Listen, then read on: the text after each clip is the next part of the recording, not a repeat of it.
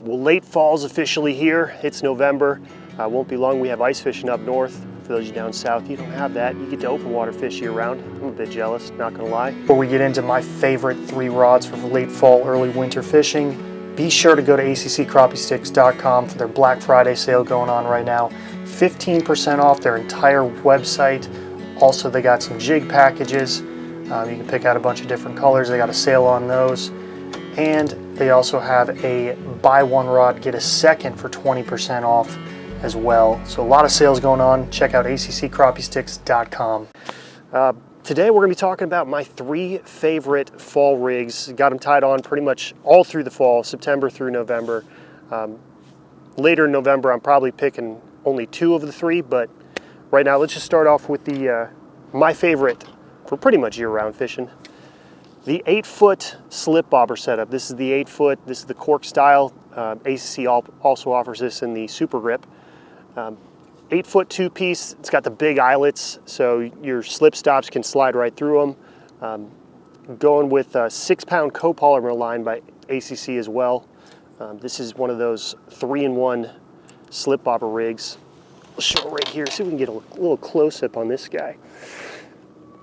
Yeah, this is a Rod and Bob's 3-in-1 system, and if you notice, there's 2 notches, if I can get it there you go. There's 2 notches on that plastic stem. First notch snagged the line for a fixed bobber position. That second notch, it allows the line to slide through it for a slip bobber rig. Now it does have a hole in the middle of the bobber going through the entire bobber system, but because it's a plastic grommet, I wouldn't recommend using it that.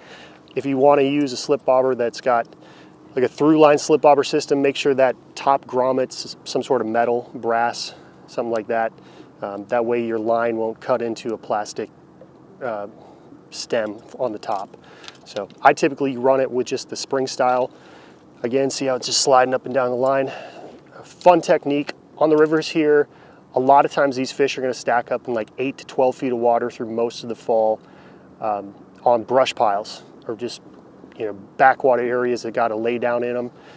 These crappie will school up on those systems probably until we get to like late November, and then they start pushing off, finding deeper pieces of cover, a lot of bridge pilings. I don't think, end of November there might still be some docks on the marinas still in the water, so there could be some schools in there, but most times they're finding deeper rock piles, or there's stumps or something in like 15 to 22 feet. That's kind of where they slide to end of November into December time frame on the rivers. But throughout November, slip bobber fishing can still be pretty effective. October is really effective. I mean, it's a great way to catch them on our river systems up north. And then for reels, I'm running a 1,000 size. This is the PC Fun Viper X reel. I've been running these Viper X reels for I think like 5 years now, 4 or 5 years. The best bang for your buck when it comes to like a economic reel, in my opinion, they're around 35 bucks for these 1,000 size reels. And for what you need, if you're pan fishing, crappie, bluegill, perch, even if you're finesse fishing for walleye or smallmouth, they'll still work. But as far as panfish go, this is a really good bang for your buck reel. It really is.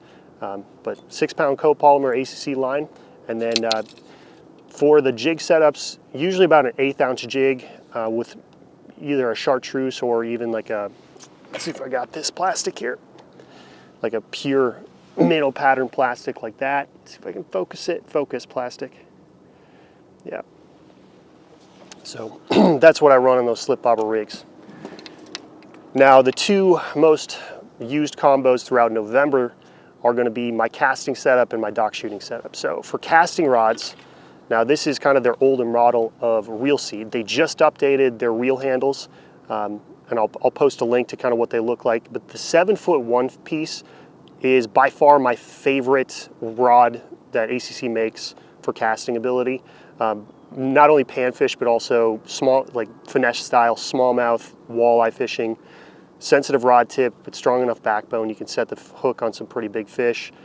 Going with the 8-pound copolymer line and just a simple jig and minnow setup. 2,000 size Viper X reel. Probably on the budget side when you're going after smallmouth or walleye, maybe look at upgrading to the Viper X or to the Carbon X reel series. That's always a good setup. But yeah, this is by far my favorite casting rod, not only for just jig setups, but like lipless crankbaits, jig and wrap style baits this time of year. A lot of our lakes up north, crappies are starting to school up into that hard to soft bottom transition. This is kind of what that looks like on side imaging and 2D sonar. And you can throw spoons at them, you can throw jig and wraps, lipless crankbaits. Casting is just a great way to catch fish in the fall. And this is my go-to casting rod setup, that 7-foot one piece. I have the new updated handle. It's coming in the mail. I just ordered it yesterday, so hopefully next week I'll get it here and I'll be able to use it before our lakes and rivers ice up. So, then last but certainly not least, on our river systems, not so much on our lakes up north, but on our river systems up north, whether you're fishing the Mississippi River, St. Croix, I think even probably the Chippewa River, parts of it has some docks on it. This is the 6-foot one piece that ACC has. They did update the handle as well. I also ordered that, so I'll show you what the new handle kind of looks like. But this 6-foot one piece is my go-to dock fishing or dock shooting setup. I was kind of going back and forth between the 6-foot, the 6.5, and even that 7-footer, but for me, the 6-foot one piece is my go-to now. 1,000 size reel. Again, this is the Viper X reel. 6-pound copolymer line by ACC, and then a 1/16 ounce jig. In the fall, as we get to the colder water temps, and if you go down south and you dock shoot throughout the winter time and you're dealing with water temps in the upper 30s, you're probably only going with a 1/16 ounce jig.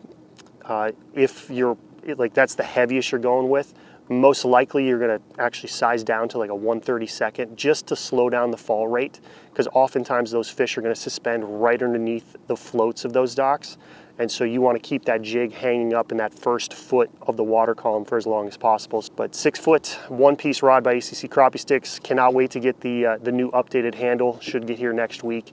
But that is my third and final go-to setup for fall fishing: dock shooting setup, casting setup, and slip bobber rig. It's guaranteed you're going to catch crappie on one of those setups up north and even down south, and you fish some of the reservoir systems. Dock shooting is pretty much good year-round on a lot of those big reservoir systems. And then a slip bobber setup, whether it's a live minnow system or just a bobber and jig, almost guaranteed to catch fish every day of the year, but especially in the fall. These are great setups. I will leave a link down below to all the setups, including line, reels, and lures that I showed here. But let me know in the comment section below your go-to setup for fall fishing, whether it's early fall or late fall. If you got any comments or questions about any of the gear that I showed in this video, post in the comment section below, or you can message me on either Facebook or Instagram. Or if you got any other questions about gear, about sonar systems, kind of how to find fish during the fall, post them in the comment section below, and I'll try to answer it the best of my ability. So appreciate you watching. We'll see you in the next one.